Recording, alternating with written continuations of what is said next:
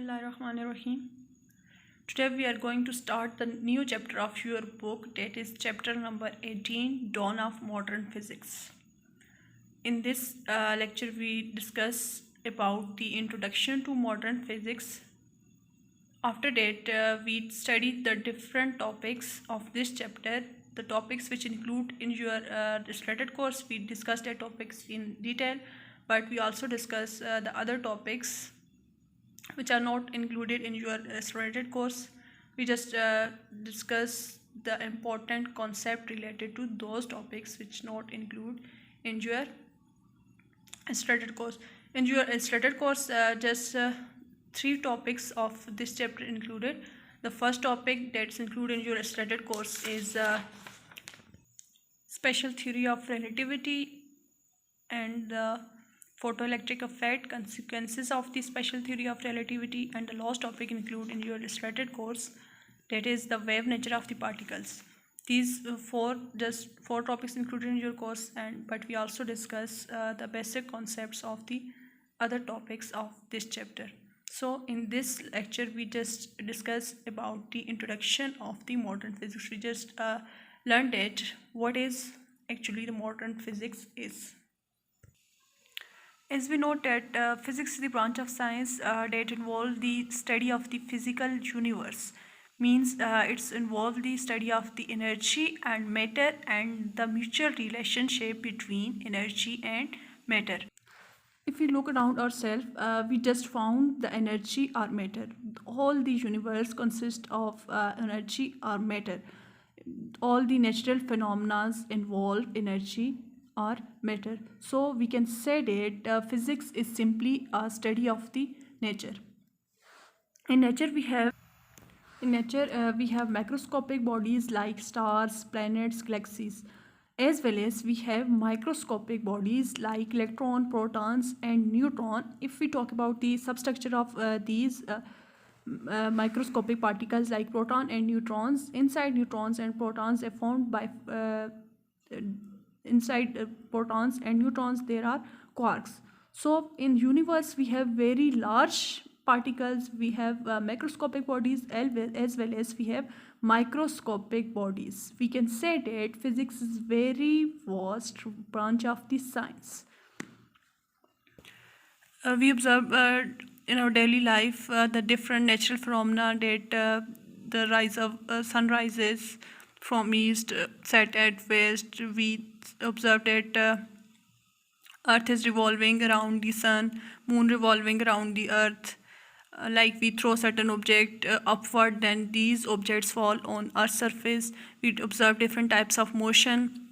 We observe different transformation of energy. Means we observe a lot of phenomena around ourselves in our daily life. Physics हम simply कह सकते हैं कि आपके पास different जितने भी आपके पास नेचुरल फिनोमेना हैं, लाइक हमारे पास हमारे माइंड में क्वेश्चन आता है कि हमारे पास यूनिवर्स की बिगिनिंग कैसी हो, यूनिवर्स का एंड कैसे होगा, ऑब्जेक्ट्स टूवर्ड्स अर्थ सरफेस जब हम उनको अपवर्ड थ्रो करते हैं वो फॉल क्यों करते हैं, डिफरेंट ऑब्जेक्ट्स दूसरे आपके पास लार्जर ऑब्जेक्ट्स हैं उनके अराउंड रिवॉल्व क्यों करते हैं, उनकी स्पीड क्या है, डिफरेंट बाकी जो पैरामीटर्स आपके पास रिलेट कर रहे हैं वो क्या है, बाकी मूविंग ऑब्जेक्ट्स के लिए आपको क्या चाहिए. तो ये आपके पास हर जो चीज़ आपके अराउंड अबाउट हो रही है उसकी स्टडी को आप फिज़िक्स बोल सकते हो. Means it's simply a study of nature. अब नेचर में हम ऑब्जर्व करें तो हमारे पास माइक्रोस्कोपिक बॉडीज़ भी हैं, बहुत स्मॉल ऑब्जेक्ट्स भी हैं लाइक इलेक्ट्रॉन, प्रोटॉन, न्यूट्रॉन्स, और उनके सब स्ट्रक्चर में हम जाएँ तो आपके पास क्वार्क्स हैं. और बहुत लार्जर साइज़ के ऑब्जेक्ट्स भी हैं, मैक्रोस्कोपिक बॉडीज़ भी हैं, स्टार्स, प्लैनेट्स, गैलेक्सीज. और इससे भी आप यूनिवर्स को मतलब बहुत ब्रॉडर सेंस में आप ले सकते हो. तो डिफरेंट लार्जर साइज बॉडीज़ को भी, स्मॉलर साइज़ को भी आप स्टडी करते हो with same branch that you quality. अब तक आपने जो फिज़िक्स पढ़ी, अगर हम उसकी बात करें तो ग्रेड 9 में mostly you talk about the mechanics. Mechanics you know that it's a branch of physics in which you study about the motion of the objects. And in mechanics of grade 9th as well as in first year you study about the different types of motion. You just study about the motion of macroscopic objects. You just study the motion of the larger size bodies. Means you consider a moving vehicle. You study about the motion of the satellites different satellites around the planets, to study about the motion of the planets, as well as to study about projectile motion. Different types की आपने motions पढ़ी in branch that you called the mechanics. grade 9 की आपकी जो physics थी वो भी mostly जो है mechanics से related थी. उसके बाद फर्स्ट ईयर की भी आपके पास स्टार्ट के जो चैप्टर्स 5-6 चैप्टर्स है वो आपके पास मोस्टली जो हैं वो आपके पास रिलेट कर रहे हैं मैकेनिक्स के साथ, मोशंस के साथ.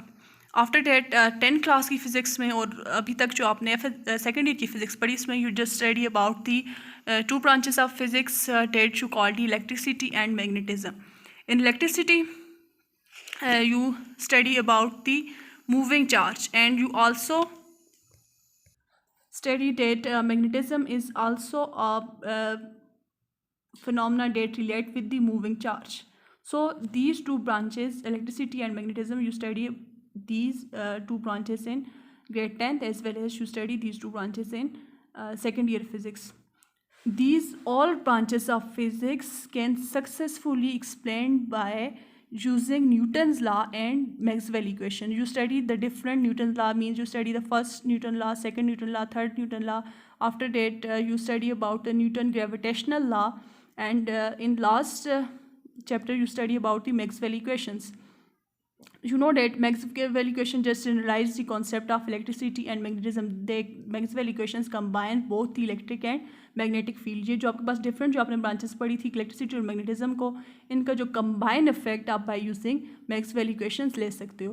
तो अब तक आपने जितनी भी physics पढ़ी है वो आपके पास एक्सप्लेन हो सकती है, सक्सेसफुली आपने एक्सप्लेन किया उसको by using Newton laws as well as Maxwell equation. Along with these laws you study about different other laws, but the most basic laws you said at these are Newton laws as well as Maxwell equation. Maxwell equation just analyse these two branches, and Newton laws explain the motion of the macroscopic bodies, mean larger size bodies, and to study the motion of the larger size or smaller size body in a branch of physics that you call the mechanics. But at the end of 19th century, as you can simply say that at 20th century, scientists observed different phenomena which cannot be explained successfully by using Newton laws or Maxwell equations. These phenomena are photoelectric effect,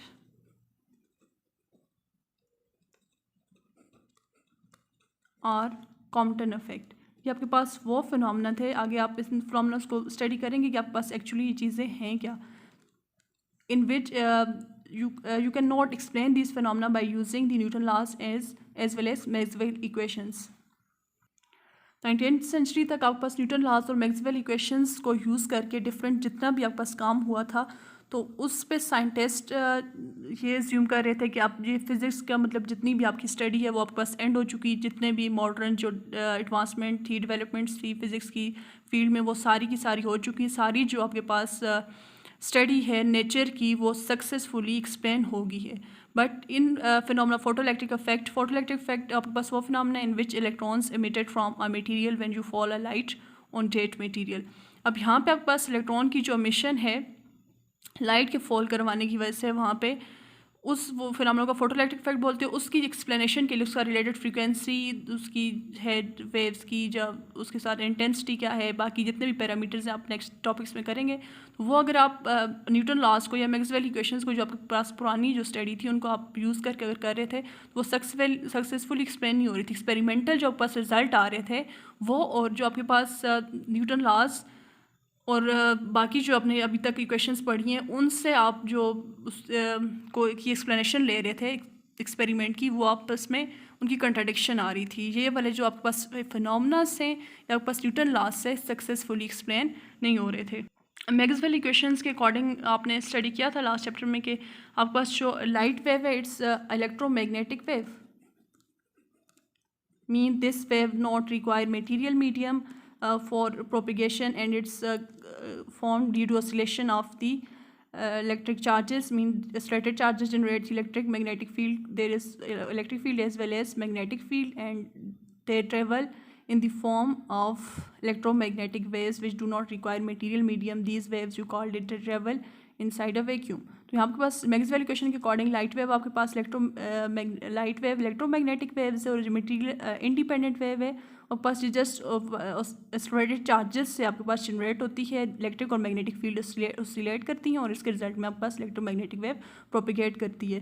but ये जो आपके पास photo electric effect का जो आपके पास phenomena है, photo electric effect में आपके पास आप लाइट स्ट्राइक करते हो तो लाइट के रिजल्टेंट वहाँ से इलेक्ट्रॉन इजेक्ट आउट होता है। इलेक्ट्रॉन आपके पास पार्टिकल है तो आपके पास वेव जो है वो उसके इफेक्ट, उसके पैरामीटर्स आप यूज़ करके एक पार्टिकल को इजेक्ट नहीं करवा सकते। मींस पार्टिकल स्ट्राइक करेगा तो आपके पास रिजल्टेंट पार्टिकल इजेक्ट आउट होगा। तो यहाँ पे आप वेव नेचर ऑफ लाइट को अगर यूज़ करके इन फिनोमेना को एक्सप्लेन करते हो तो आपके पास जो एक्सपेरिमेंटल रिजल्ट हैं वो आपके पास सक्सेसफुली एक्सप्लेन नहीं हो सकते थे। तो यहाँ से आपके पास जो न्यू कॉन्सेप्ट्स आए, पुरानी जब पास मैक्सवेल इक्वेशंस और न्यूटन लॉज थे उनको मॉडर्नाइज करके आपके पास न्यू कॉन्सेप्ट इंट्रोड्यूस किए गए। पुरानी जब पास ओल्ड मैकेनिक्स थी, जिसको आप क्लासिकल मैकेनिक्स बोलते हो, जब पास न्यूटन लॉज और मैक्सवेल को यूज़ करके आपकी जितनी भी स्टडी है सारी स्टडी को आप बोलते हो क्लासिकल फिजिक्स। अब ये जो क्लासिकल फिजिक्स के क्लासिकल जो बस लॉज थे उनकी बेस पे आप ये फिनोमेना को एक्सप्लेन नहीं कर सकते थे। आप न्यू लॉज इंट्रोड्यूस करवाए, कुछ न्यू फिनोमेनस इंट्रोड्यूस कराए, न्यू थ्योरीज और न्यू लॉज इंट्रोड्यूस करवाए जिनकी बेस पे आप इन फिनोमेनस को एक्सप्लेन कर सकते हो। वो जो आपके पास न्यू कॉन्सेप्ट्स थे, न्यू लॉज थे, वो आपके पास था। न्यू जो आपके पास कॉन्सेप्ट्स है वो आपके पास थे थ्योरी ऑफ रिलेटिविटी और क्वांटम थ्योरी। ये जो आप वेव नेचर ऑफ लाइट जो आप यूज़ कर रहे थे कि लाइट इज़ इलेक्ट्रोमैग्नेटिक वेव्स, तो आप उस लाइट की वेव नेचर को रिप्लेस किया आपने उसकी पार्टिकल नेचर के साथ कि light is not a wave, it's a particle and the particle of light, we call that particle photon. When we strike a light on a material, then the photon absorbed by the material means the electrons absorbed energy in form of photon, and these electrons are ejected from the material. So by using the quantum theory, means particle nature of the light, we can explain the phenomena like photoelectric effect as well as Compton effect. तो आपके पास यहाँ से जो 19th century के and से और beginning of 20th century से आपके पास जो न्यू फिजिक्स के कॉन्सेप्ट इंट्रोड्यूस हुए उन कॉन्सेप्ट्स को मीन क्वांटम थ्योरी और आपके पास थ्योरी ऑफ रिलेटिविटी जो है आप आगे पढ़ेंगे। आपके पास ये थ्योरीज हैं क्या, इनकी आपके पास स्टेटमेंट्स डिफरेंट जो आपके पास पोस्टुलेट्स क्या हैं, आगे इनकी डिफरेंट एक्सप्लेनेशन भी आप अपकमिंग लेक्चर में इंशाल्लाह पढ़ेंगे। तो यहाँ पे आपके पास यहाँ से जो पिछले आपके पास न्यूटन लॉज और मैक्सवेल इक्वेशंस का एंड हुआ वो आपके पास यहाँ पे आके फेल हुई कुछ फिनोमेनस को एक्सप्लेन करने में। तो वहाँ से आपके पास न्यू कॉन्सेप्ट इंट्रोड्यूस हुए, उन कॉन्सेप्ट की बेस पे आप डिफरेंट जो फिनोमेनस को स्टडी करते हो उनकी एक्सप्लेनेशन देते हो, वो सारे के सारे फिनोमेना आप जिस फिजिक्स में स्टडी करते हो that physics you call the modern physics. You can say that it's a branch of physics that based on the theory of relativity and the quantum theory, and you explain different phenomenas by using these theories, and that point you call the modern physics. अब modern physics doesn't mean कि आपके पास जो Newton laws जो Maxwell equations थी वो आपके pass fail हो गई हैं, वो आपके पास गलत इक्वेशंस थी, और आपके पास अब जो बाकी ये वाली जो थ्योरीज हैं वो आपके पास सही हैं। अब भी आप अगर microscopic body larger side bodies की मोशन को या उनसे रिलेटेड डिफरेंट पैरामीटर्स हैं या इलेक्ट्रिसिटी मैग्नेटिज्म की जितनी भी आपने चीज़ें पढ़ी हैं उनको एक्सप्लेन करने के लिए अब भी आप यही इक्वेशंस मैक्सवेल इक्वेशन और न्यूटन लॉज से यूज़ करते हो। These equation successfully explain these phenomena, but these laws fail to explain the motion of the particle which are microscopic particle, means which we cannot see by naked eye. These are very small particles, but the speed with which these particles move is very large, means we talk about the particle of light, that is photon move with the speed that 3 into 10 power 8 meter per second. So it's very small particle but speed is very large. So we cannot explain the motion of such particles by using these laws. But still, if we want to explain this motion of the microscopic particles like the motion of the planets, stars, and different bodies we have around ourselves, we still use the Newton laws and Maxwell equations. But बाकी जो आपके पास जो microscopic particles हैं वहाँ पे आपके पास इनके बजाय हम new theories relativity, theory of relativity और क्वांटम थ्योरी यूज़ करते हैं। ये जो आपकी पहली वाली थ्योरीज थी वो भी ठीक हैं बट वो लिमिटेड हैं आपके पास सर्टन पॉइंट्स तक, मीन माइक्रोस्कोपिक बॉडीज तक। माइक्रोस्कोपिक के लिए आप ये वाली थ्योरीज यूज़ करते हो। अलॉन्ग विद आप ये भी नहीं कह सकते कि आपके पास जो न्यू थ्योरीज आई हैं थ्योरी ऑफ रिलेटिविटी और क्वांटम थ्योरी। आपके पास इट्स एंड ऑफ फिजिक्स। आपके पास जितने भी फिनोमिनास हैं नेचर में, तो आपके पास आप न्यूटन थ्योरीज को न्यूटन लॉज को यूज़ करके अगर आप नहीं एक्सप्लेन कर सकते तो आप इनको यूज़ करके एक्सप्लेन कर सकते हो। It's not the end of physics. आपके पास स्टिल 20th सेंचुरी में कुछ फिनोमिनास अभी भी ऐसे हैं जिनको आपके पास ये थ्योरीज भी फेल हो रही हैं एक्सप्लेन करने के लिए। मे बी फ्यूचर में और ज़्यादा ऐसे फिनोमिनास आएँ जो आपके पास इन थ्योरी ये वाली थ्योरीज भी उनको फेल हो जाएँ एक्सप्लेन करने में और आप न्यू कॉन्सेप्ट इंट्रोड्यूस करवाओ। It doesn't mean modern physics doesn't mean that's end of physics and doesn't mean the आपके पास जो क्लासिकल फिजिक्स थी न्यूटन लॉज और मैक्सवेल इक्वेशंस थी वो गलत थी। ठीक है, आपके पास जो माइक्रोस्कोपिक ऑब्जेक्ट्स हैं जो लार्जर साइड वेलोसिटी के साथ मूव कर रहे हैं उनकी एक्सप्लेनेशन के लिए आप इन थ्योरीज को यूज़ करते हो। अब थ्योरीज हैं क्या, ये इंशाल्लाह हम अपकमिंग लेक्चर्स में।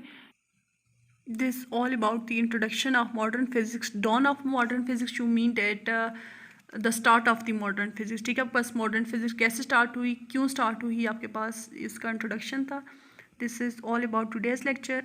If you have any confusion और question you can ask in your WhatsApp group inshallah। In your upcoming lectures we discuss about first we discussed about the theory of relativity, and after that we discuss the different phenomena which we explain by using this theory. These are the phenomena related to your modern physics. Allah Hafiz.